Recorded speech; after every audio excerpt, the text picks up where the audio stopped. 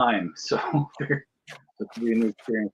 Hi everyone, my name is Georgette Field. I am the host of Fight CPS Real Talk with Ms. G, and I have my beautiful Stacy with me, and I have Mr. Dave Biller. And please like and subscribe, you guys, and share the corruption around, and bring awareness, please, with everyone that you can possibly know, even if they don't have a CPS case. I wanted to start the show today with a call that I got today and yesterday. There's two different mothers. One lost her parental rights in 2017. The other one lost her parental rights in 2014. And the the one that lost her parental rights in 2017 was told that she can divorce an adoption. You can't divorce an adoption from state court. Whoever gave her that information is wrong. And especially waiting that long, we're in 2024. She doesn't know where the kids were adopted, who adopted the children. The case is confidential. She cannot get any of her files. And the reason she waited that long, she says, is because she finally found a job. But when I told her how much it will cost to even try to reverse an adoption that long, she said that's not fair. She told me it's not fair. Why does it cost so much? Blah, blah, blah, blah. But again, I'm going to repeat myself with you guys, to you guys. We're calling a private attorney's office. Okay. We offer services. We don't get paid by the state. We don't get paid by the county. We don't get bribes to, lose a case for our clients like court appointed attorneys do. So we offer services. Court appointed attorneys don't offer services. They get paid whether they work for you or not. Doesn't matter. Okay. So again, please keep in mind that when you listen to other people who are not attorneys and they give you the wrong information, keep in mind that they have no idea what they're talking about. They're giving you false hope. Um, it will take hundreds and thousands of dollars to reverse an adoption. That's how much it will take. Um, if your case is old and say you haven't lost your parental rights yet, but you're in the process of losing your parental rights, please, I'm begging you, do not talk to anyone who's not an attorney. My recommendation is you finding a CPS defense attorney immediately. Immediately. Because you waited already too long. Do not wait until the false hope and you're going to get your kids back. And if you do your classes, that's what she told me. They all tell me the same thing. The social worker tells you you're going to get your child back if you do your classes. It's not true. It's not true. I beg you, I'm telling you the God honest truth. Please do not believe them. They are pathological liars. They do no good for the public. They're horrible individuals that want nothing to do with protecting your children. All they want is the money that's coming from it. That's it. That's it. So I'm begging you, do not trust anyone that has your children. Okay? Um, that's pretty much all I need to say right now. Um, Stacy, where are you?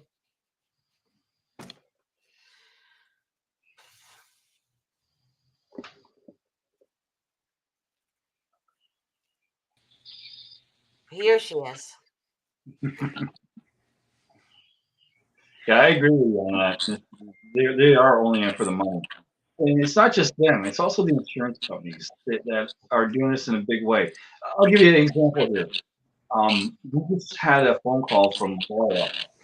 She is a supervisor from AmeriHealth. And I'm inside my vehicle. My vehicle has cameras in it. Big shocker. I mean, a lot of people do. So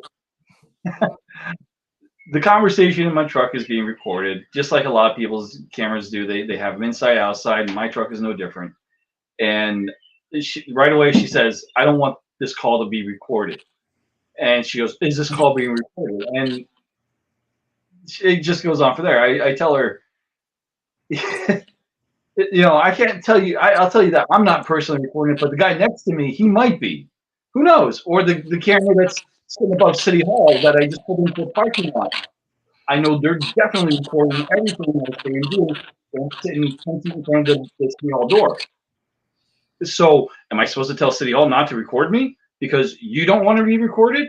This is AmeriHealth. This is Laura from AmeriHealth. She's a representative. And then she goes on and said, "Say, I don't want my call to be posted on Facebook. I do not give you permission." Oh, Laura, you didn't give your full name or anything. You just gave me a vague description, so you're just an anonymous person. And you know what? The call's already up on YouTube. So it's the reverse Streisand effect. When someone tells you not to record them, red flags go off. There's a reason they are telling you not to record them. They're out to get you. They're out to commit a crime. They will commit a crime. If they're not willing to be recorded, just like you, me, everybody here, they don't want to be online. They don't want to have their faces exposed. Well, guess what? This is 2024. There are millions and millions and millions of cameras everywhere watching everything and everything you do. And there's a thing called a computer and Google that knows more about you than any person could ever know about a single person. It's a scary world to live in. So the audacity for someone to tell you, no, stop recording me when I'm in a public environment sitting in my truck, I mean 10 feet from the City Hall door. Oh, I mean, wait, come on. but wait a minute. You can Yeah. record a government official, okay? Anyone with a badge, but you cannot record just if I'm in the park. I can actually get you arrested for recording me. There Because is a. I'm a civilian. Wait, hold on. Okay. You can't just record anyone. I'll give you an example. I was in New York one time and I took pictures. And this lady in front of me, it was the Trump Tower actually. And this lady was in front of me and I took a picture of her of the Trump Tower, but she came on and she looked at me. She said, "Did I come on that photo?" I said, "Let me check." And I'm like, "Yeah, you did actually." She said, "You better delete it now or I'm going to call the police." No. That's how serious she was. So do not think that you can just record anyone. You So, can in public places, Miss G. And the thing is in New York, there's a difference because California is not a one-party consent state, but New York State is a one-party consent state. And also, all public officials in the discharge of their duties, you can record them as well because they're public officials. And what they do is tell me in New York, it's I can record anyone. I can just record any human being. I can take pictures of. Well, she was happy with it. So if it was one party state, why did you object to her showing on the picture? She's a Karen. The only thing, right? Well, I mean, because like judges make orders all the time and they know they're wrong, but they're like calling everyone's bluff that nobody's going to do anything about it and they're just going to follow the wrong, advice. But but there is one thing that is illegal, probably universally, and that's eavesdropping is illegal. So you can't record somebody's conversation that you're not a party to and eavesdrop. But in New York State, you can record any conversation you have with another person as long as one person consents, and that one person consenting is deemed to be that person that's recording. You're right. And here's the thing, like I'm up to it. I have my phone on speakerphone because while I'm driving and it's illegal to have a conversation and hold the phone. I don't want to commit a crime while driving, but I can have a conversation. So it's on speakerphone. I pull into the next safest spot where I can have a decent conversation, which is 10 feet, the parking space directly in front of City Hall in the town I live in. I'm in an open area. It's a beautiful day. I have my windows open. There are people around me doing people things, listening. My wife, she may have been recording a video already about something else when the conversation was taking place. There's so many gray areas that the laws in Pennsylvania, New York, and California, there's a reason why they're in those states. They need to be updated. They need to reflect the modern times that we live in. And you're right. Anything that's in public, if you're in public, it's fair game. I chose to make my conversation with the lady, with Laura from AmeriHealth public because I had nothing to hide. The conversation was about her not wanting to be recorded. That's why she called me back because I made several complaints to AmeriHealth. So, I do have good news too. Also, I want to update at the end of today's session.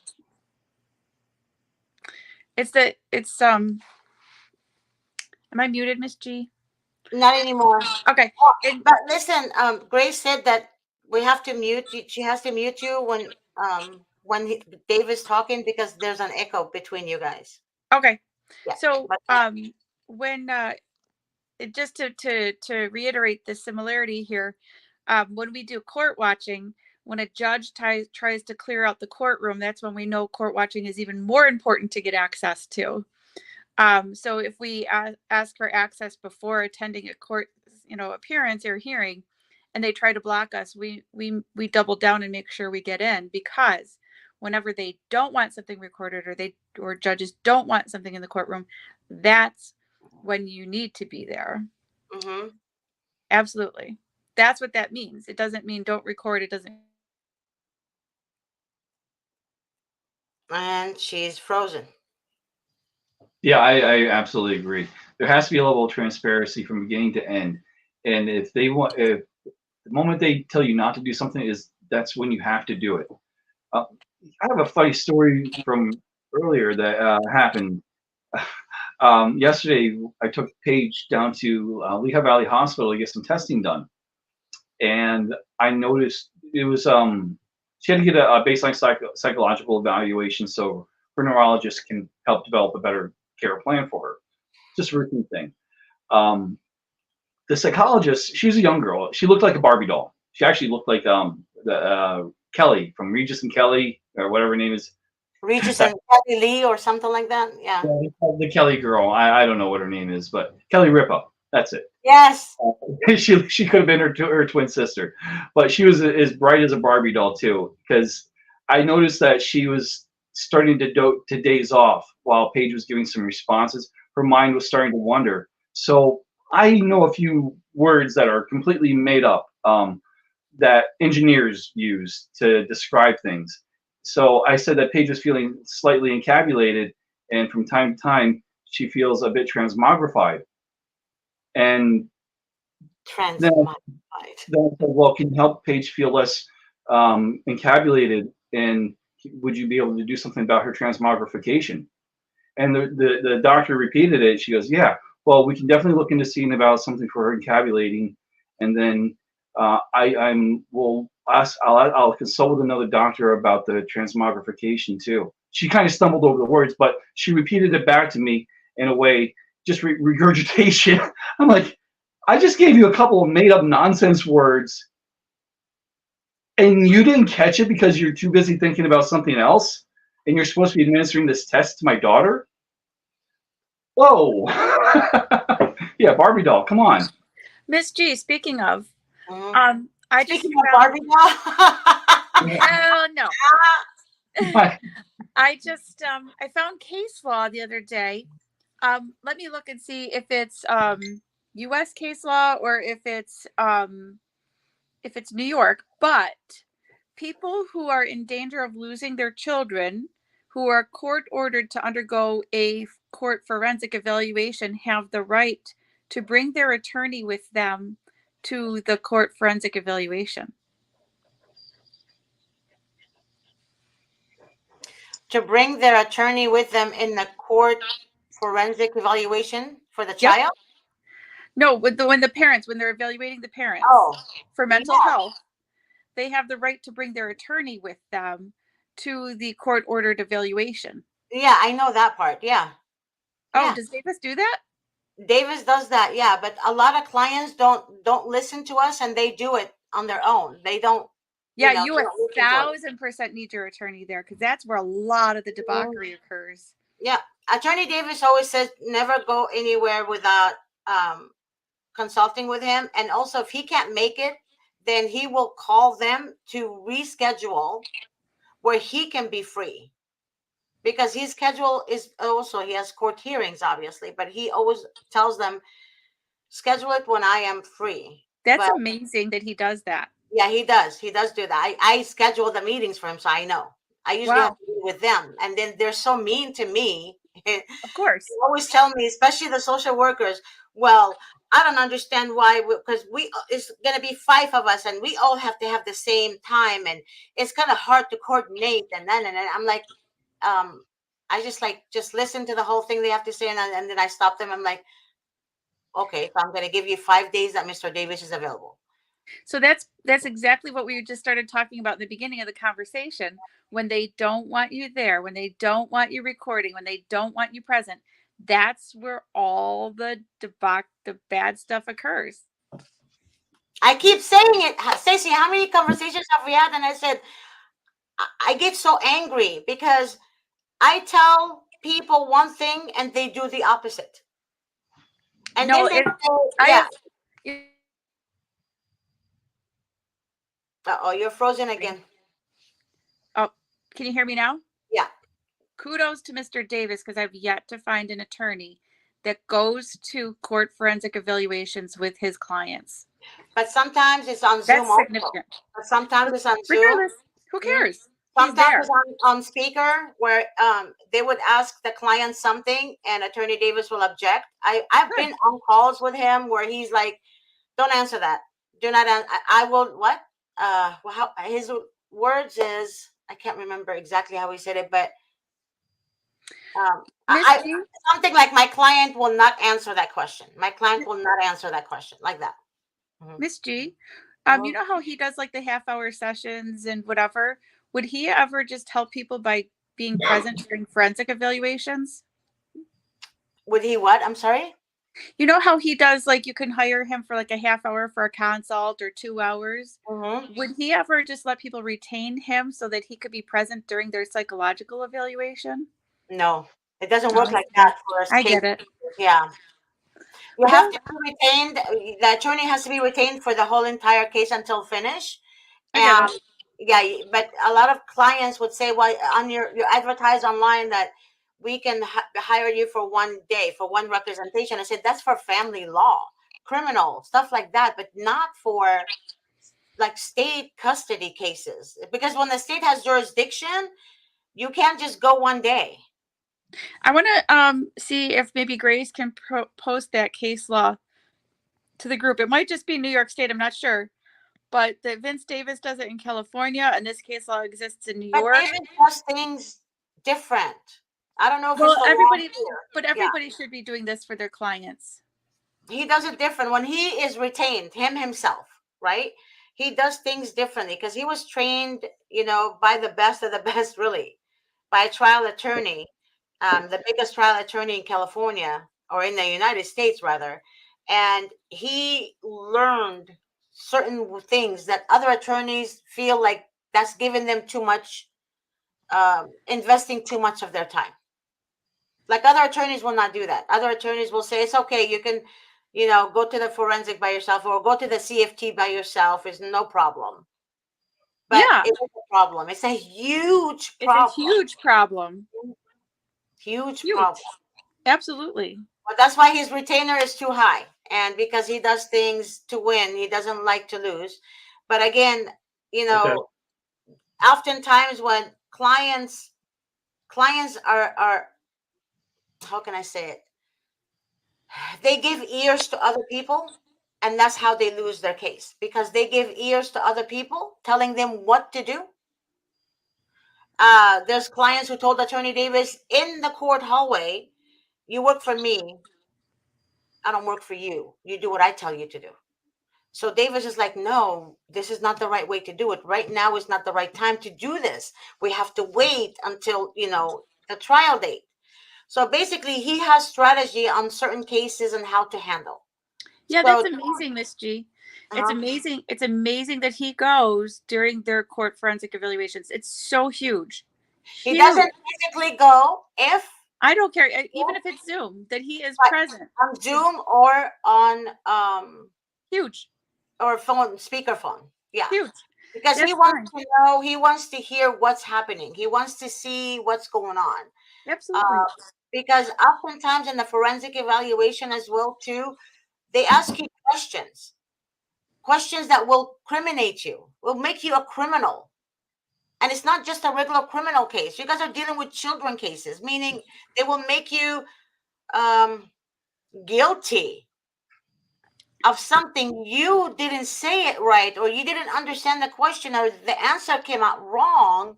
And that's why Attorney Davis always says, do not answer that question, because he knows as you, as an innocent human being, you will answer the way you see fit. Meaning, if you have nothing to hide, you'll be like, well, yeah, I did. Like, for example, I did marijuana like 30 years ago, or yeah, I sold marijuana, or I grew marijuana, something like that, innocently. But I don't do that anymore. I'm a mother now, blah, blah, blah. But they don't want to hear, you saying too much is going to hurt you. I should, since I'm a paralegal and a physician assistant, I should go as a paralegal with people through their attorney to their appointments. Sometimes they don't allow paralegals to go. Yeah, but if I was retained through a lawyer's office. Yeah, that would be appropriate. They don't retain paralegals through a lawyer's office. They retain the attorney that you work for. That's what I'm saying, though. But if somebody has an attorney, and then I went representing that attorney. You can't go represent an attorney because you're not an attorney. Yeah, and I can't tell them to object either. I couldn't advise them. Because you can go to prison for that. Well, I don't want to do that, Miss G. I don't want to bail you out because I don't have the funds to bail you out. But I still can go in my capacity as a physician assistant, and I'm fully licensed as that. Yes, you could do that, but you cannot. I can advise as a physician assistant too. Correct. Yeah. There's I dealt with a lot of those. His name is Dr. Sam Sugar, and the way he used his capacity to help us when Paige was going through her guardianship is that he said he was an independent third-party observer, and he was retained by Paige.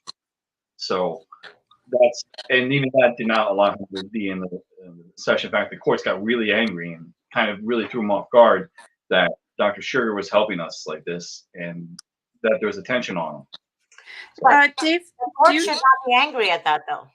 Dave, do you know Elizabeth Harding Weinstein? So I know I'm terrible with names, honestly. She also worked with Sam Sugar too. She divorced a very influential attorney who trafficked her into a guardianship too. She's a Columbia University graduate. You might want to look her up. Okay. Find something to write with. I cleaned up my studio right before we went on the air. I don't have anything to write with. You know what? Send me a link here. I'm in the chat right now. What's your name? Okay. Yeah, I'll send so I read your message, and it says psychiatric examination. Are you talking about a 730 evaluation? Because no, forensic is different than psychiatric examination. No, Miss G. 730 is for determining capacity, and if you can understand your charges against you and be a witness in your criminal case. That's a 730. This is for court-ordered forensic evaluations. If you're threatened with the loss of your child because of your mental health, you're allowed to bring. Okay, 730 psych evaluation is the same thing. That's what it is. It's not just for criminals. 730 psych evaluation to see who's the best fit for the child, based on your examination, how you pass the exam. Now, when you mentioned earlier, you said a forensic is not the same as a psychiatric examination. Meaning, if you go to a psychiatrist, you want a psychiatrist in the office, the attorney, I don't believe attorney can be there. If you're getting a psych evaluation with a psychiatrist, right? I think this is any mental health evaluation for the purpose of, custody, that your child is in danger of being taken from you. Yeah, but there's a forensic evaluation that is just asking you questions. It's not a psych evaluation. There's a difference. So a psychiatric evaluation is when you go to a psychiatrist, a qualified psychiatrist who can actually assign medication, who can actually prescribe medication. You know the difference, right? Therapist and psychiatrist, right? So, so that psychiatrist also it's all smoke and mirrors. Yeah. So that psychiatrist is also hired to do family law as well, meaning if there's two parents who are fighting for full custody, then the judge, sometimes when it's a complex case in family court, they will assign a 730 evaluation to be conducted. And usually in family court, you have to pay for it, or both of you guys will have to pay half and half. Usually, a psych evaluation is different than obviously a forensic, just a forensic evaluation, which is just questions. And but the psych gives you like psych questions and They're pictures. both they're Yeah, both creating diagnoses, and both could be asking inappropriate questions that should be objected to. yeah, but a forensic, a forensic person also reads the child's body language and reads the child's facial expression, right? A forensic, when they're questioning like a child. You know what a forensic psychologist is? It's not like Dr. What was it, House, that TV show, and some woman has all these bleeding problems and they want to investigate why, so they illegally break into her home and look into her refrigerator to No, solve no, the no, no, no. I'm mystery. not saying any of that. All right, it's not what a forensic psychologist is somebody who is supposed to be apprised of valid scientific research and apply that research to the particular situation. It's not some smoke and mirrors sense of what's going on in the world. It's literally they're supposed to only rely on valid scientific research to back up their assessment of the situation. That's how a lot of these reports are fraudulent that the courts let in, because there's not an ounce of valid scientific research even cited in their product. Or they rely on junk science that is not proven to be valid scientific and accepted by the scientific research community. So, what a forensic psychologist does is they're supposed to be apprised of valid scientific research, such as an example: 0 to 2% of children's disclosures of sex abuse are lies. So, and of that 0 to 2%, 2% are indeed bona fide sexual abuse victims, but they name the wrong person because they don't want the actual person to get in trouble, because maybe they're scared or they have, some sort of Stockholm or what have you. That's valid scientific research. You can find the study, you can find the analysis, the conclusion, and put forth that in your analysis of what you think is going on in this particular situation. Mm-hmm. So when they start, the parental alienation thing that makes you and me so upset, that's junk science. It's not accepted by the scientific community. It will never be accepted by the scientific community, because to be accepted as a scientific theory, it has to it has to pass the scientific test. One of the big one of the tests to the scientific research is this theory reliable and reproducible? And because children die and are sent to perpetrators because of this parental alienation theory, it is not reliable, it is not reproducible, will never elevate to the level of being a valid scientific research. Right. It's allowed into the courts all the time because the courts monetize off of this. They send kids to the abusers. The safe parent is spilling money into the system trying to protect their child. But in fact, it is truly, when you look at the APA guidelines for forensic psychologists, it says they must rely on valid scientific evidence. Mm-hmm. And if they are relying on something that is not valid scientific, but they think that it applies, then they are to put in their report that it is not a theory that is accepted by the scientific community, but this is why I feel it applies to this situation. So a lot, probably 90% of these forensic reports that are being introduced and used by the courts would never pass the Dalbert and Fry test for scientific acceptance. But the judges are just letting them in. They're being careless, sloppy, or they just like that these reports are being constructed in this way that they can send kids to the abusers, and they don't hold the forensic examiners to the law and their ethics, and they allow these bad reports in. But I have seen forensic. Okay, I'm sorry. Psych evaluations in CPS courts where they send the parents to their own psych evaluation, right? Their own psychiatrist that does work with for the state. I've seen psychiatrists like Nancy Kaiser Boyd, in California, in LA County. She works for the state, and she's a very honest psychiatrist, very honest. Um, she actually sides with the right side, meaning the one, the one sees fit. Oftentimes cases will go to her where the mother is the innocent and the father is considered innocent, but in the court's eye, but not the mother. But she will see the mother as the innocent party and the father as the guilty party. And she would actually recommend to the court to investigate the father, for example. Now, the social workers and the children attorney will object to that report and say that she's biased. Why? They Because do. she's siding with the person that is really innocent. And Yeah, they that's will what they do, say, Miss G. yeah, and they will say in court, while Your Honor, Miss Kaiser Boyd went above and beyond her duties.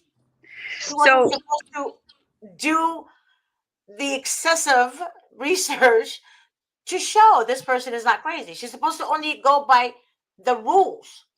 And the rules was to follow what the social worker wants. That's the so rules.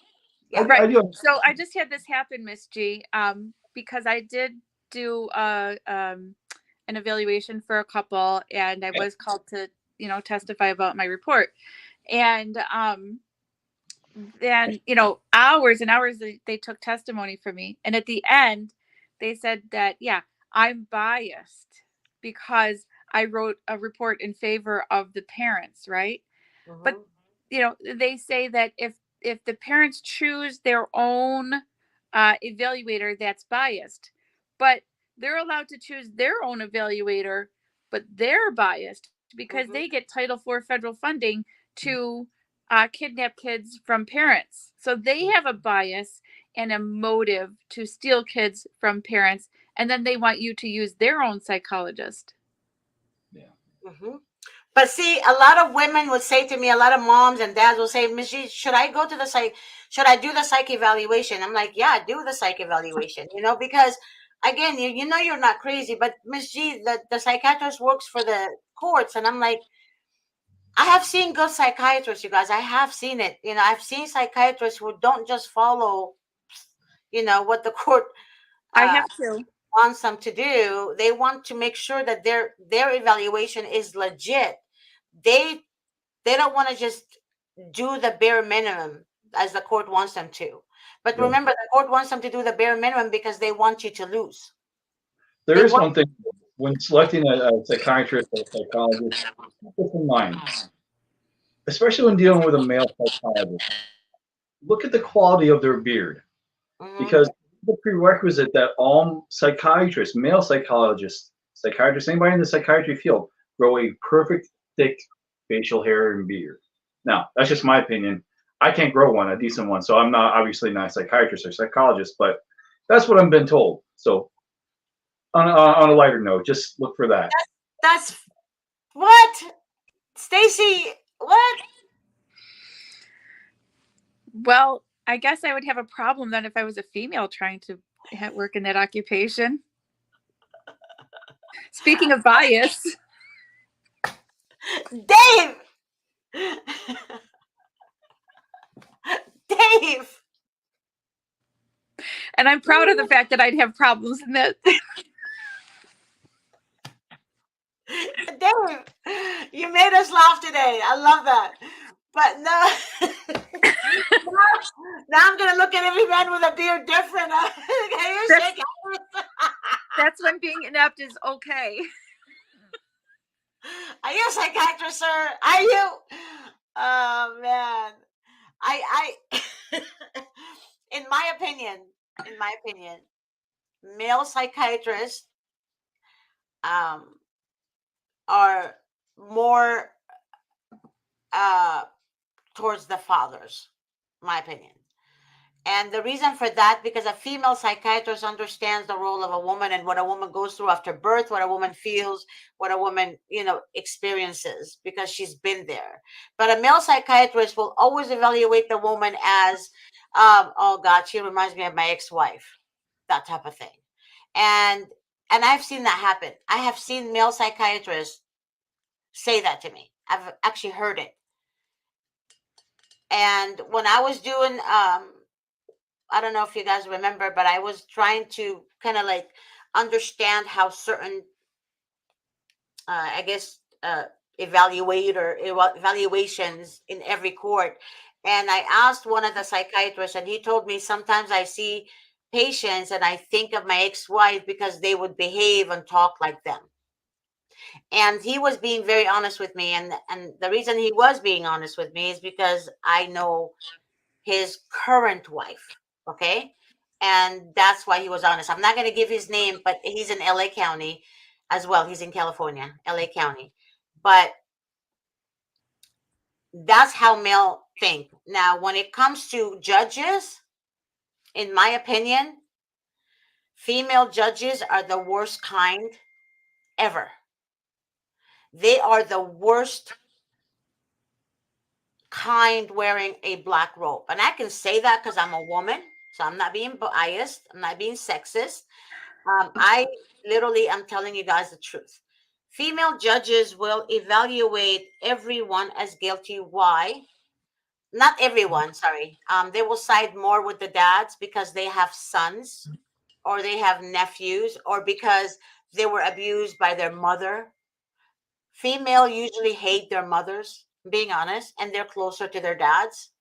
And if you grew up in the wrong family at dynamic, and they will always side with the dads, even if the father is a psychopath and a sociopath. Um, Male judges, they, how can I say this? They kind of, and I hate to say this, I know you girls are gonna get mad at me, but male judges are more leveled, in my opinion, level-headed. Um, and don't hate me, just my opinion. But male judges are more level-headed when it comes to judging in family court. I don't know about CPS court, but I can only talk about family court. But the females in all courts, whether it's criminal, family, or CPS, or children court, they're all corrupt. And I'm Hey, being honest. Miss G. Uh-huh. Speaking of courts and corruption, it looks like they're going to be reaching the Trump verdict in 5 minutes. I love him. I used to hate him, but everything he said was true. And he actually everything he said was true. And I never voted for the guy, but damn, I wish I did. So maybe while we're on the show, we're going to find out what happened. Yeah, I know. A lot of people don't understand. And I know Trump has diarrhea in the mouth. I get that, but you guys don't understand that the Democrats are really not for the people or protecting the children. They're really not. I've done a lot of research. Done a lot of research. They're not, you guys. Well, yeah, I think that unfortunately, I think they're promoting a softer society. Who, the Democrats? Yep. Yep. And at the end of the day, that bothers me a lot. Maybe Yeah. because I'm an old lady. I'm 47, but You're not old. You're younger than me. You're a baby. Oh, but Lord. You don't know what old is. Old is but when you get up and your knee locks on you and you can't go to the bathroom. It's so frustrating, this lack of work ethic. And I get so excited for all these people with bad work ethics to someday own their own business and then deal with their own kind. Yeah, I know. I know. I know. I know. I know. But there's the reason they're after him so bad. You guys have to understand, when they're after you so badly is because you're doing something right. That's right, Miss G. And remember that for yourself, because you have your own little serial attackers. Yeah, when they're after you is because you're doing something right. And to me, they never fought a president that hard, and they should have fought like Bill Clinton. They should have fought other politicians that hard, but they didn't. They just brushed it under the rug, you know. But never that hard, never that deep as they did with Trump, because they know if Trump takes office, he's gonna clean everything up, and he's gonna get rid of all these haters and these crazy that's in the office right now. And that's what they're afraid of. They're afraid to lose. And that's why when you're afraid to lose, you will do everything to stop your opponent from taking office. And the reason for that is because they want the people to rely on the Democrats. They're making themselves look like they're innocent. But what they're doing is they're actually want you to believe their lies by making you question your own reality. You know the truth. You know we're in a recession, but then they say we're not in a recession, for example. Same Well, thing with sports. Sports do the same thing. Social workers do the same thing. They make you question your own reality. Same they're exact, questioning they're yeah. questioning their own reality. They don't know what they're, they want to go by this name or that name. Well, fine in your social circle, but when you're a work professional and nobody knows what your true name is so they can complain about you or file grievances, it's fraud. Oh my God, look what John wrote. John said, I got a theory. Judges and CPS workers make deadbeat parents look good because it's an easy money grab. So true, John. Yep. Yep. So true. And then he went on saying they got all the time and money to go after Trump, but yet no one on the Epstein list has been charged. Oh, God bless you. Oh, God bless you. It's exactly it. They're even making fun of Trump, uh, not drinking, not liking alcohol or smoking. You know, he always tells his sons, "Don't drink, don't smoke," because he saw what alcohol did to his brother. He saw it. He didn't want anyone to go through this, to be subjected to this. To me, that's good parenting. That's great parenting. I don't see a good parent giving their child wine at age 9, telling them they can have a sip of wine. To me, that is the worst kind. But the CPS, that's okay. Mhm. I'm not joking. This is a true story. We have a case like that where the father gives the child 9-year-old wine every night, and CPS is okay with that. But the mother is not okay with that. No mother would be okay with that. This is crazy. Go ahead, Dave. You were saying something. Yeah, is it part of a religious? I can kind of understand it. Religious. There is no such religious. This is so ridiculous. I'm getting tired of the word religious. You don't give a child wine.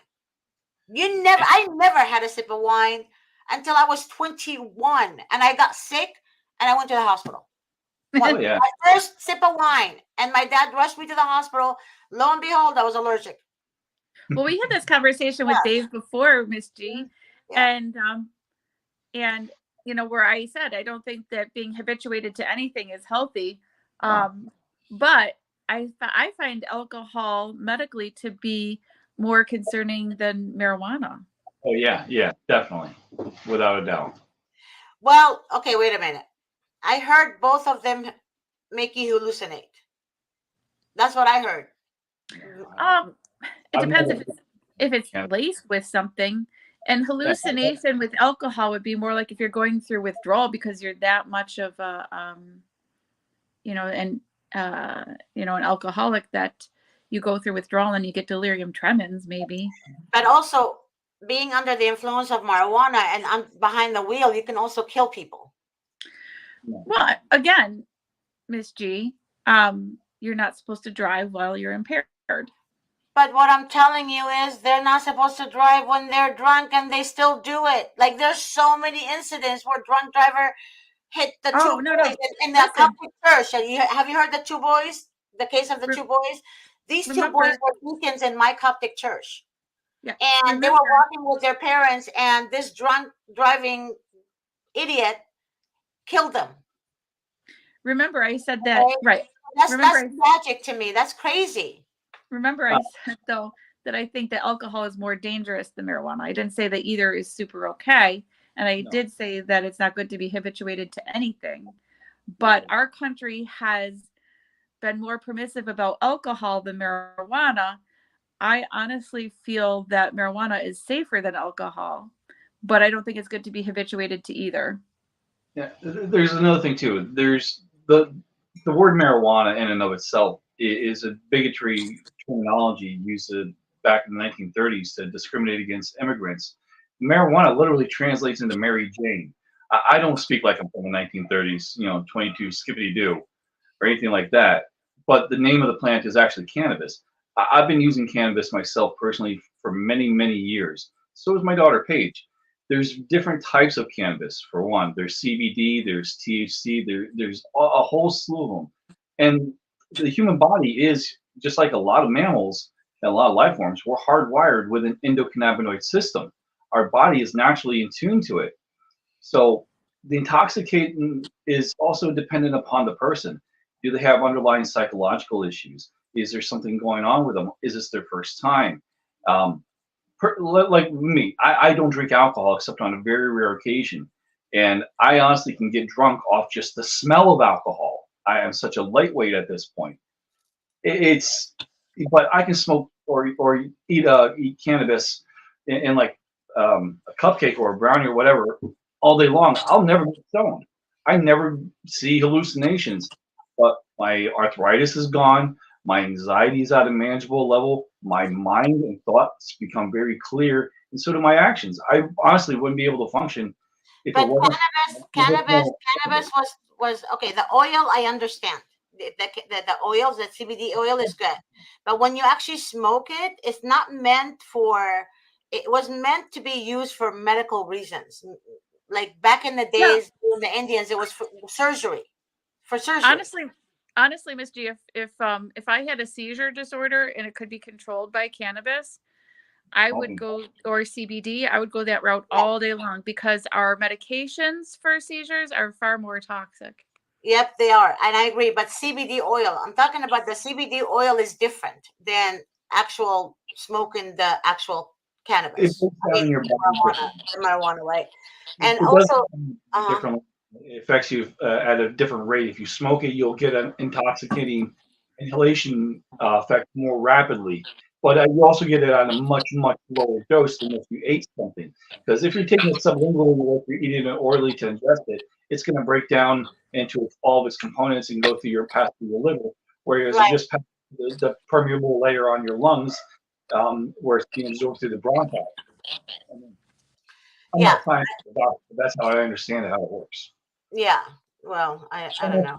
I can choose whatever method. Truthfully, as God is my witness, I have never tried it. Never tried it. I don't want to try it. My parents feared us of all of that stuff. Yeah, Feared unfortunately, prohibition did do a lot of the damage to people's mindset and us. acceptance, willingness. Because up until the 1930s, when prohibition kicked in the United States because of bigotry and hatred towards immigrants, um, there was no reason for it. Hemp during World War II was a critical supply. All the different components of it, people used it as a medicine for thousands and thousands of years. It's referenced, I think, 200 and. What do you mean hatred towards immigrants? What are you talking about? I'm not. I'm still not following you on that one.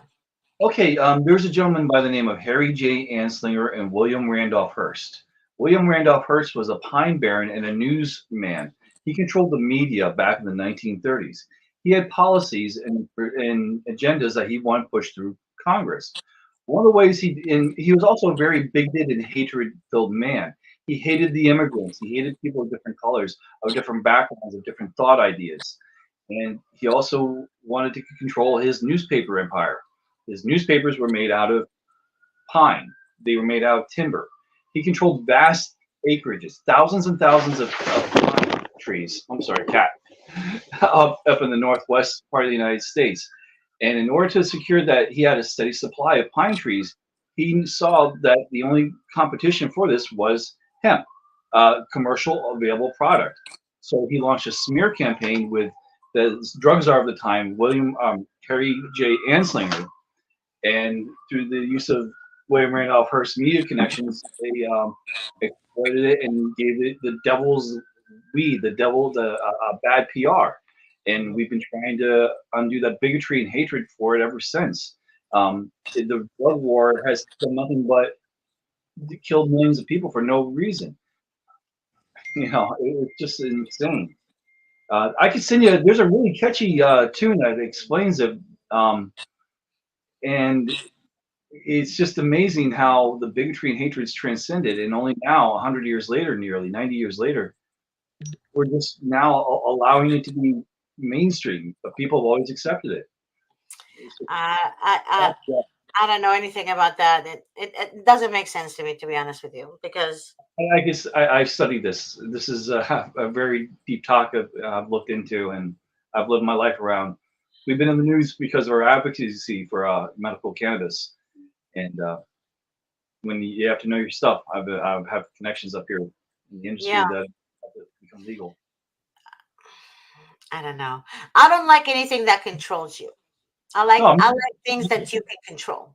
absolutely. Anything that controls you is not good. And also, having so much, smoking so much marijuana also kills your brain cells. You know, That's not. yes, it attacks your brain cells because if you guys understand that that you can't take anesthesia every day. Think about it. If you take anesthesia every day, every single day, anesthesia is only done, and the same thing with marijuana. Only taking it once in a, like, when it's needed, meaning when it's needed, for surgery, what have you. But the CBD oil from the marijuana itself is not harmful to your brain cells. But smoking marijuana every day, that is harmful to your brain cells. It actually it attacks your brain cells It's actually more harmful to my in time, trachea and in my time. throat and my lungs more than anything. But And They I'm what? a, I'm a Go 50 they ahead. year old say they actually to say make. Miss G. They say, Miss G, that even CBD has some components in it that can still attack your brain cells. Oh, Um, really? yeah, but that's why I say it's not good to be habituated to anything. I Mhm. would Yeah. still use CBD, even THC, if THC was required to combat a seizure Right. disorder, because our meds are that toxic. But I have a CBD cream for my knee because I'm Good. old, people. So I How's have it like, working for you? Yeah, I use the same thing. I yeah, it, I use it for my arthritis. How's it it works. working for you? Is it working? Yeah, it's working, but it costs a lot Good. of money. It Yeah, yeah. does. And you know who got it for me? It's so funny because, oh man, But one of my old neighbors I used to live next door to. She and her husband were at Ralph's one day, and they saw me, and I had my knee wrapped, and I was limping. It was painful. And then she asked me what happened. I said, "Oh my gosh, my knee hurts, arthritis, old age." And we started talking, and she said, "Oh, give me your new address." I gave her my new address, and then she goes, "Georgette, I'm sending you something." She sent me the actual CBD cream thing, and it's the highest potent one. And I put it on my knee. I felt nothing afterwards. I was like, oh my God. Then I got freaked out. I freaked out. Then I called everyone I know. I said, oh my God, is that doing same thing as doing drugs? Is it going to be, absorbed through my skin to my bloodstream? And everybody told me that I spoke with that it doesn't do that. It's different than actually smoking the actual marijuana or eating it. right. Yeah. So Yeah. yeah, so CBD has a lot of really great properties. It's like taking Motrin, but without the toxic effects on your kidneys. It's really good for people who have inflammatory diseases like Crohn's disease, ulcerative colitis. What If about they diabetes?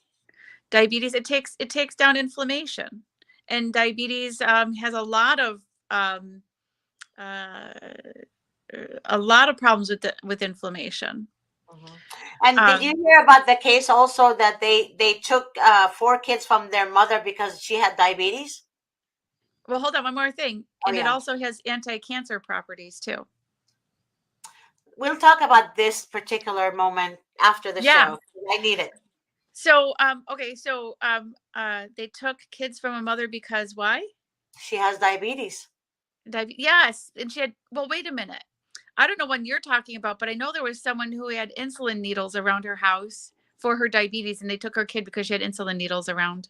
It wasn't around. It was in the refrigerator. It wasn't around. It was on the top shelf of the refrigerator, and then the needles were on top of the refrigerator, but the insulin was inside the shelf on top of the refrigerator. I mean, in the refrigerator, and they told her that it's still exposed. That she's Miss supposed to G, have it in the safe with count a one is lock. count one is guilty. Excuse me?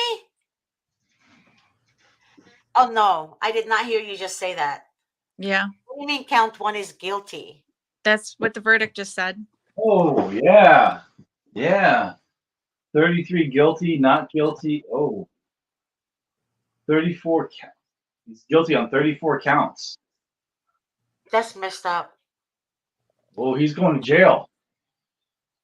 How's that? How's he going to get into the White House? Hey, just touching on something I'm still here. voting for him. I'm still voting for him. I am. I'm still. I'm The, down with him. you know what? I'm sorry, but the demonic rats did this shit. Okay, I'm so angry right now, and I actually said that I'm just so angry right now because they did this. They set him up. They set him up. Well, you And know, my all these judges are Democrats, all of them, and all of them have families who work against them, against him, Trump, and against any Republican. Hey, Miss This G, is now, this is a witch hunt, and I agree with Trump now. This is a witch hunt, and I'm telling you guys right now, all the judges, if you do your homework, check all the judges in the CPS courts. They're all Democrats, all Miss of G, them.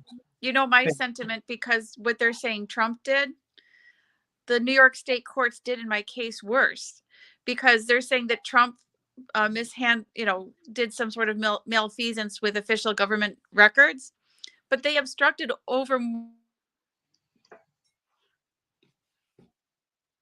I you am. there? They obstructed what? They obstructed more than 50 official government records from my court case. Yeah. Right? That's the New York State Supreme Court doing worse than what they're saying Trump did. Exactly. Worse, because they obstructed those documents from my records to sex traffic my kids to their perpetrator. There you go. That's with worse, every worse than what they're saying Trump did. Yep, I know that. And that's the Look New York what State Biden Supreme did. Court. Right. Look what Biden did. Look what Hunter did. And everything that they did, they said Trump did.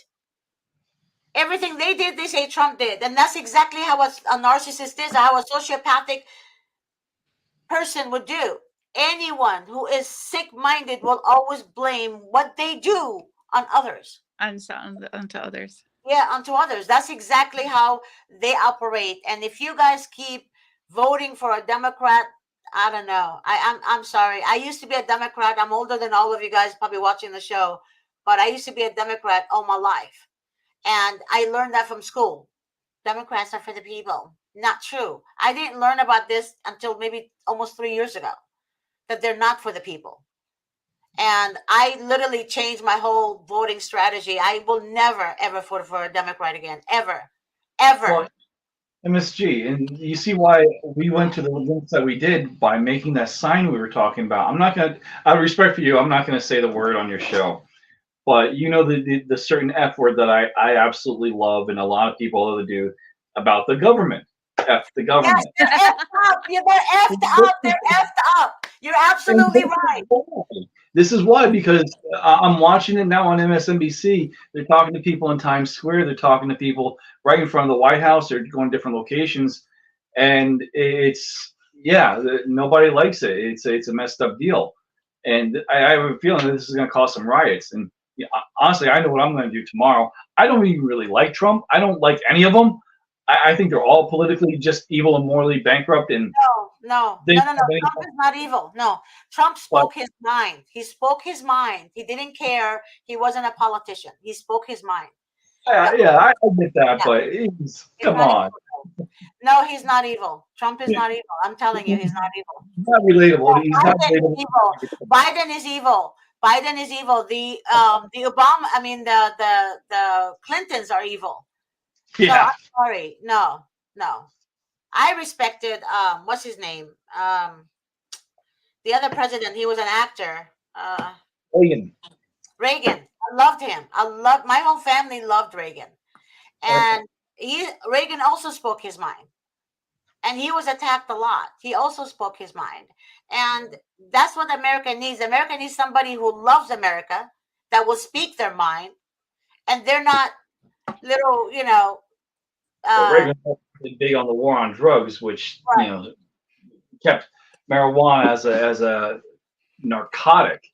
And they framed him. The FBI framed him. They put files there that wasn't there, and they said it was there, and it was proven.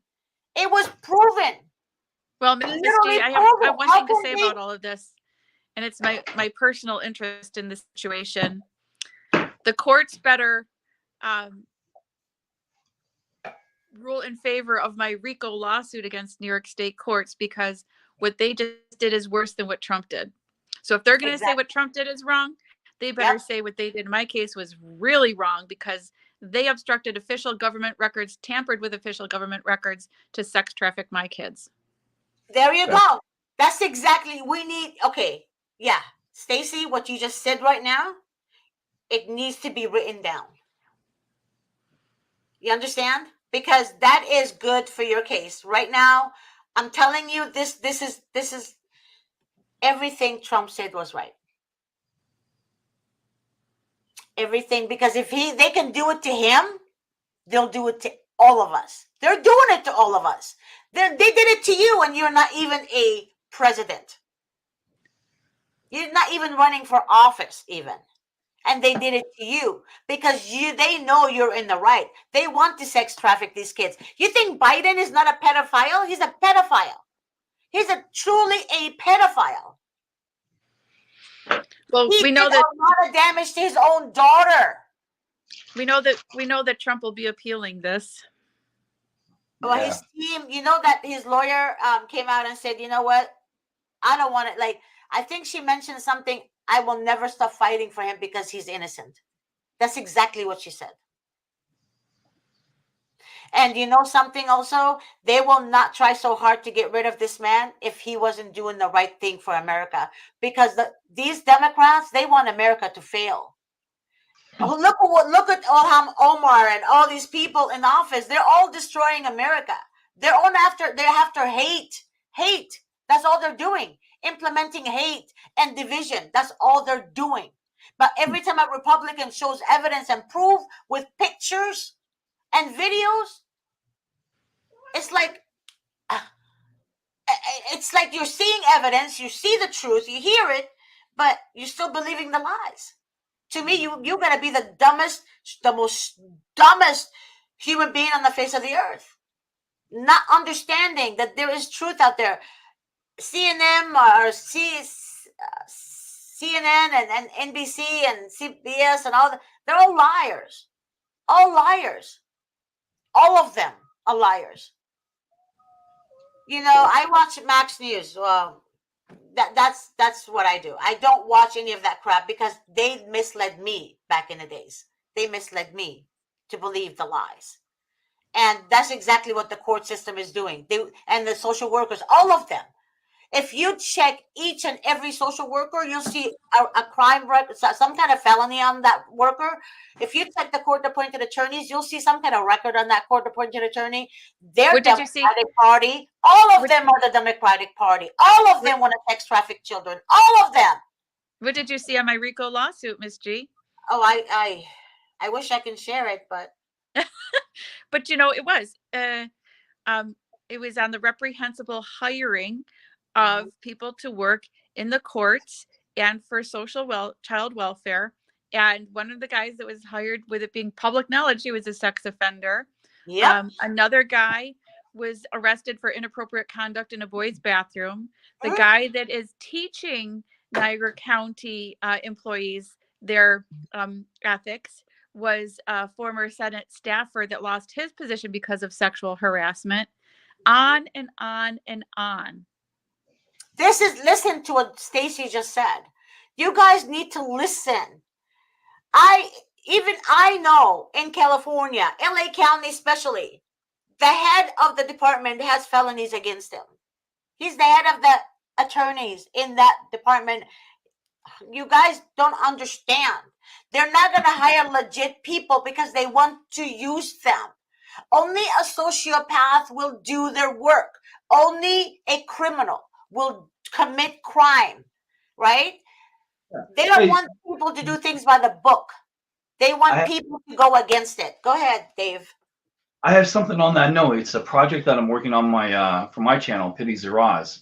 And I told you about it the other day. I put an application in on Indeed to work for Liberty Healthcare, the protective services. I'm more than qualified. I have enough qualifications and education. And they actually wants to have an interview with me now. So I'm gonna start exposing them from the inside if I can. I'll see how far I can make it through the interview process. Maybe I'll make it up to the point where I have to take a urine test and I won't be able to pass. Who knows? Because I. Legally they cannot drug test for marijuana anymore. Oh, really? I didn't know Yeah. that. I've been self-employed for so long. I haven't had Do you to work deal. for or is marijuana legalized in your state? Yeah. Yeah, Well, then they cannot screen for it for employment purposes anywhere. It would be against the law. no kidding. I've been self-employed for about 14 years, and I don't even. I left Yeah. the professional when Paige was sick, so got Actually, her. it's against the law to make you do a drug test. Also, you I have didn't the know. right to refuse that. Huh. Yeah, Yeah. they ask for your consent. Yeah. You have to consent that, and that's why social workers always threaten you. If you don't do a drug test, you're gonna lose. It's gonna be a positive. Illegal No. search and seizure. Yeah, Yeah. yeah, that's crazy. That's crazy what they're doing. And I want you guys to do your due diligence. I want you guys to check each and every one that is involved in your case, and you'll see that their voting party is Democrat. I'm telling Miss you, they're G. after children. They're after our kids. They're after trafficking. They're not helping any. They're allowing the country to be distraught and disturbed by all these illegal immigrants. They're giving them funding. They're giving them money, and they have the right to talk back at the American people, telling them to leave. They're telling the American people, leave. We're going to go in your home. We're going to live there. How many citizens, American citizens, are fighting for their home right now because illegal immigrants broke in, living there while they were out of the country on vacation or visiting a dead, deceased family member or something. You know, Miss G. it's Trump's crazy. It's just crazy. Trump's sentencing is July 11th. That's gonna be interesting. It's gonna be a hot day. Hey, Miss G, I want to ask you. You mentioned that you were born in Egypt. Yeah. How long did you? Where did you grow up? Did you grow up in Egypt? How long were you in Egypt before you? How did you wind up in the United States? I mean, that's an interesting story, and I'd really love to know more about it because you have a unique perspective. Where I was born here. I was born 120 miles from where I'm sitting now, and I really haven't gone much beyond that circle. You have a more international view because you do have that personal tie to a country that doesn't have the freedoms that we don't have here in the United States, that is under an oppressive regime, that's tied up in the Middle East conflict at this point, just waiting to get embroiled in a hot war. So, how is it? Like, let's start with the obvious. How long did you grow up in Egypt? I was in Egypt until I was age 10. Okay. And the reason my dad, and this is a true story, my dad got approved for a visa within 3 days. Wow. We went to our bishop in church, and the bishop, my dad was a deacon, and he was the head of the deacons in church. My dad was also a carpenter. He built the churches for free. Like, he didn't charge them for anything. He dedicated himself to God and us, and helping other people. So my dad came from a very wealthy family. My dad, um, when he was approached by a Muslim, what do you call them, priest or something, sheikh, you call him sheikh. Um, he wanted, and I was 10. He wanted to take me, and my dad, of course, He wanted to take you for a bride. He wanted to marry you. The correct, Muslim wanted to right, marry or you. else they will hurt my family. And anyways, my dad left everything behind. He applied for a visa, talked to our bishop at the time, and our bishop told him, you're going to have a hard time there too in America, but, you know, you do what you need to do because it's a strange country to you. But we were approved within 3 days, which was so weird. And my dad and my mom did a lot of praying on their knees, literally on their knees. And we left, we came to America, and coming to America was like the worst day of my life, Do you um, remember? because I was bullied at school. Girls will like spit on me, spit on my hair because I had beautiful long hair and curly hair.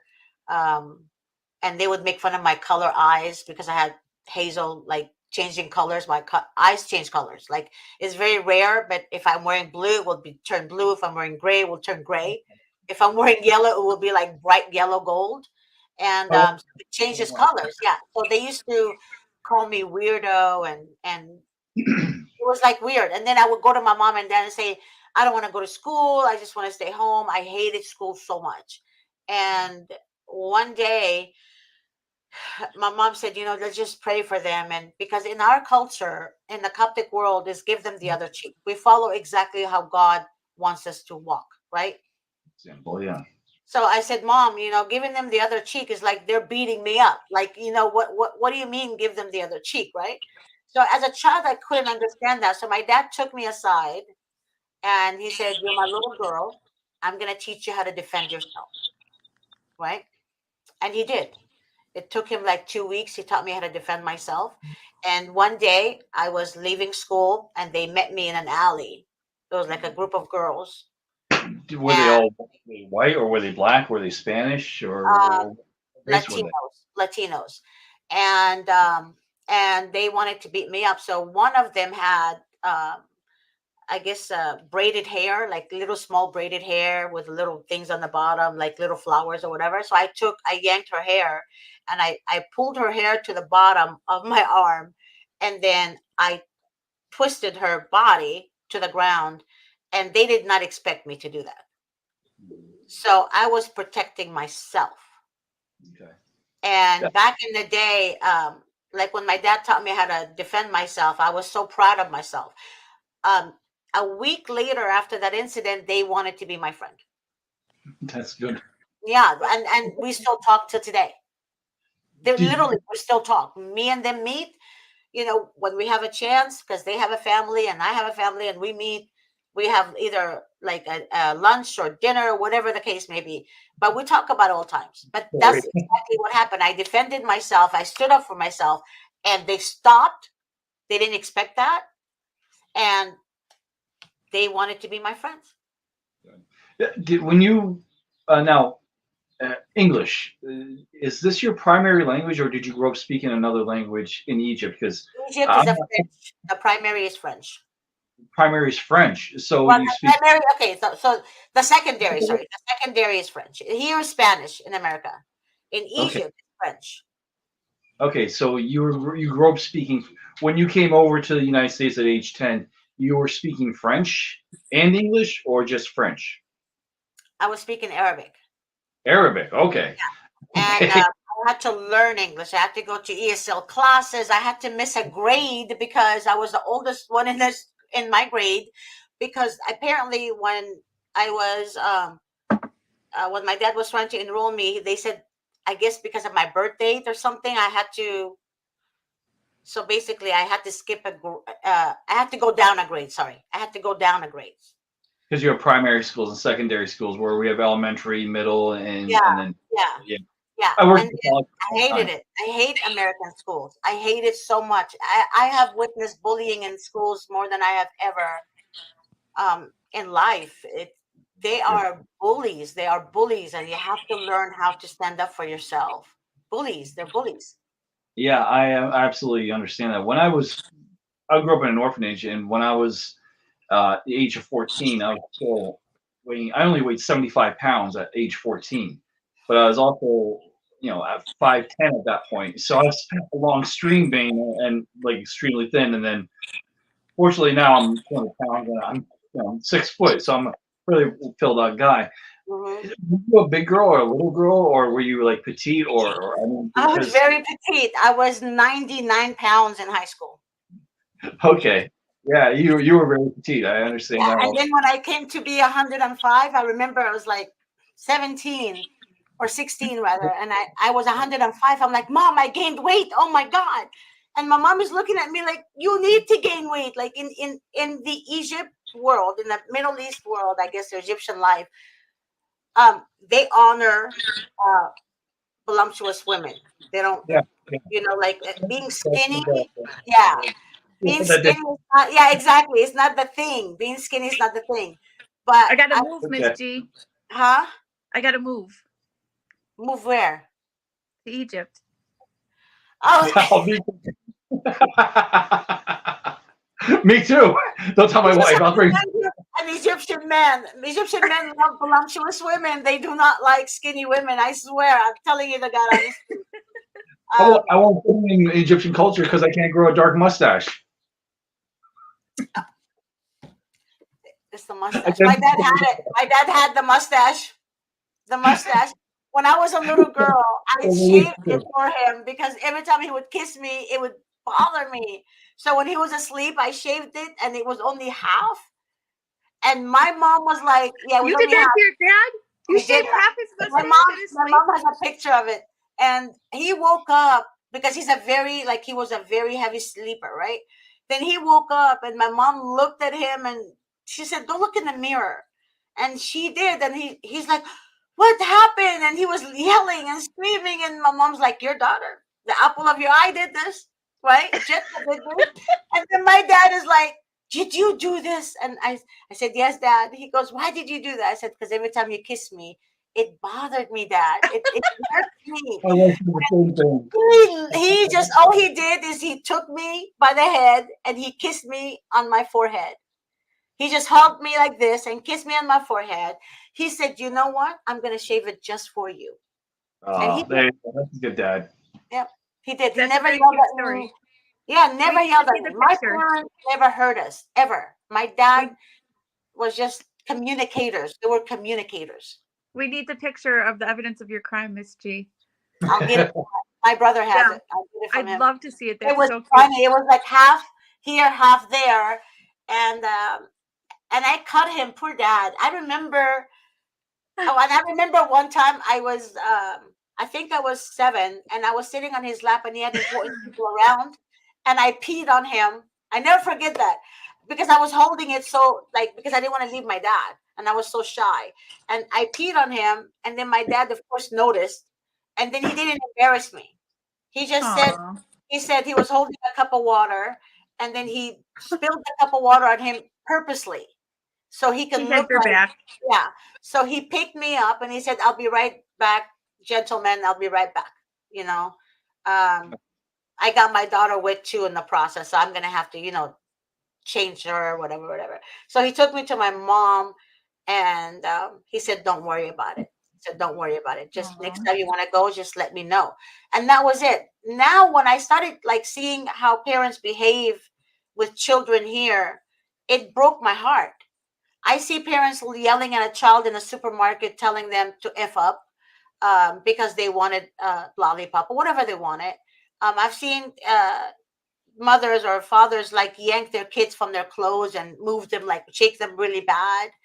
Um, it's like they're not allowing the children to learn from their mistakes, right? That it's okay to make a mistake, but if you yell at your children and you continue to do that, they're gonna be so scared to do anything, and they're gonna be so scared to trust you, right? And that's the way I look at just the way parenting is, the parenting style, and the way that the government is allowing parents to do that, and government is forcing parents to do that. Actually, the government is forcing parents to, you know, to allow the wrong to happen and not discuss it. So there's a lot of dynamic. There's a lot of changes in America as I've seen it. As when we came to America, it was not like this. It was family life. It was family life. There's dinner every night with the family. My friends had dinner every night with the family, the father and the mother. There was nothing like that I'm seeing now. Where there's abuse, there's domestic violence, and I think all of this happens because of alcohol and drugs. Alcohol and drugs will fog your brain. Alcohol and drugs will make you a different person, will turn you into a different person. And people don't have values. There's no values. And I think that's what it is. Like if my dad would have yelled at me all my life, I would understand this is normal.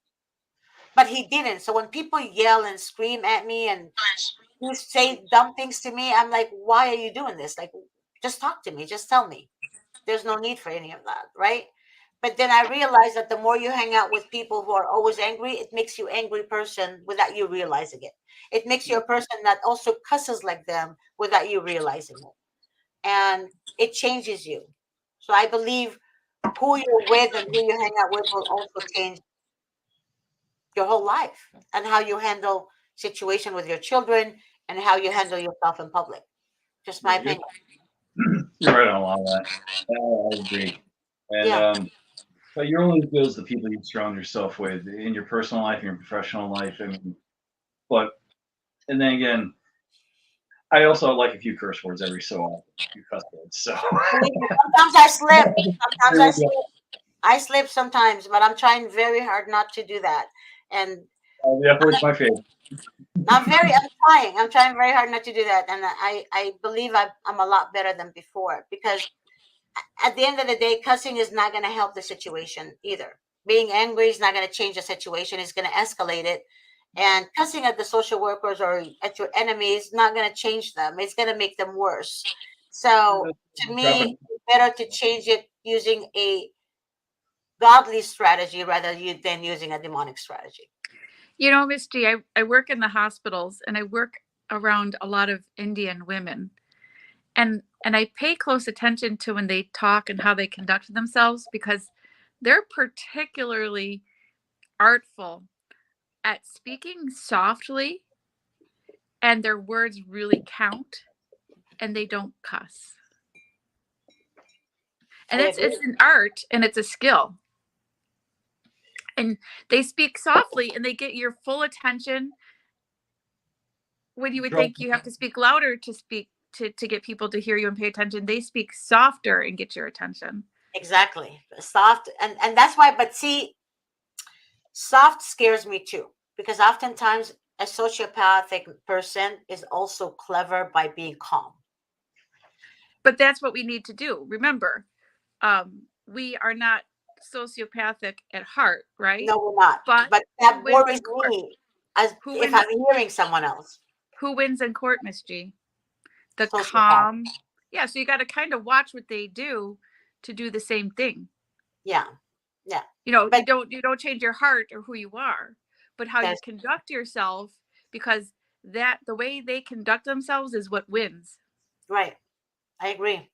I agree. Only a sociopath wins in court. I'm being honest with you because the way they conduct themselves, like Stacy said, they're very calm, very calm. And that's why they're believable because usually the victim is the angry one. The victim is always the angry one. And they always say to the victim, "Oh, you're guilty because you're angry." But that's not true. When you're angry, you're not guilty. When you're calm, you're guilty. It's the truth. That is the God honest truth. When you're calm, you're lying, you're a pathological liar, and you're calm means you're guilty. In reality, but in court, it's a different story. In court, it means You're you're preferred. right. You're You're preferred. preferred. Your sociopath is preferred in court. That's the way I see it. Yeah, it's so sad. Sex traffickers is preferred in court. You know, anytime you have a Democratic judge, man, just remember that. Just remember that. I'm being honest with you guys. Very, very Yeah, but honest. you know what, Miss G? One of my worst judges was a Republican. But if you look at his history, he was always a Dem, but he was a Dem posing as a Republican. There you go. So you can't even rely on that anymore either. True, but how long has he been a Dem? Get it? Yeah, no, I understand, but they do that because they want to take the seats. So they're just patsies to the party to get whatever seat that's open, and they'll say, "Oh yeah, I'm that," or "I'm that." But yeah, you look at his election contribution history, and they were all Democrats. You know what you can do also? To me, I feel like I'll be safer having a police dog sitting on the bench, sniffing the guilty and the innocent, right? Because oftentimes, like police dogs, right? They can tell if you're a bad person or not. Am I right or wrong? Dogs can. My dog can. My Molly, she knows if she sees a person guilty, she'll like, "Brr, brr, brr, brr, brr." If she sees another person walking, she's like, "Oh, loving and dovey," and But dogs can sense an evil person. You know that, right? Well, absolutely. Yeah, it's true. Stacy, can you hear that? You know it's true. I don't Yep. know. Mm-hmm. Yeah. So I mean, I feel like we need some kind of, like, to me, I feel like a monkey can run the country better than Biden right now. You know, a dog can be, wearing the black robe in the courtroom, probably make better decision than of who the guilty party is than our court judges right now. I'm being honest. I mean, I feel like animals have more sense than humans. There's a show, you probably don't like it, but I do. It's called South Park, and a few years ago they did an episode where they were featuring two politicians running for office. One was a giant douche, the other was a turd sandwich. There's no winning, really. I It's watched South you know, Park. I love South Park. I can't believe you do. You all people, come on. I know, I love it because a lot of the scenes in South Park are so true. Look at The Simpsons. A lot of Yeah. stuff they talk about is so true, and they turn it into a joke. They turn it into a joke. Sandwich or a giant douche. It's the same thing. You're gonna Yeah, lose either. yeah, and The Simpsons too. I love that show, especially Maggie with the with the pacifier. So she's just funny. The whole show is funny. Yeah, I do watch it. Yeah, I do watch it, and I I also think you watched another one too. It's called oh my god, I can't remember the name. or Futurama. No, it's Jesus. It's about, I think it's like an African American uh The, show? huh? The Cleveland Show. No, it's something else. Oh my god, I can't remember the name. It's an old show. It's an old cartoon. The Boondocks. Boondocks. Thank you. Yes. Oh I my also god. mhm. Yeah. Those guys are I really have cool. I have recording of episodes that I love of Boondocks. Yeah, I like those. I used to watch Aqua Teen Hunger Force back in the day with Paige. Yeah. All right, Miss G, I have to go because I do have to go to work shortly here. So Thank you for joining me all this time, Stacy. I'm so excited. Take care, we'll talk Stacey. after the show, Miss G, about your big guy there. Yeah. Oh yeah, we need to talk about that. All right. Bye, All right. sweetie. So I'll be here soon guys, too. thank you for joining us. I know we were talking about, a lot of stuff at the end of the show, but sometimes just being knowledgeable of all different things in life, aspects in life, it helps you in Yeah. any situation you're dealing with. And Dave, thank you so much for sharing your insight with us. As always, thank you so much. I appreciate you. Glad I made you laugh today. I just love it. I love the show today too. And I love the fact that you're not echoing as it was before. I love that. So whatever you're doing, keep doing it. You Thank got God it. it's working. Okay. You got it. Thank you. All Take right. care. I'll see you tomorrow if you're gonna join us. Okay. I'll do my best. Thank you. Bye. See you.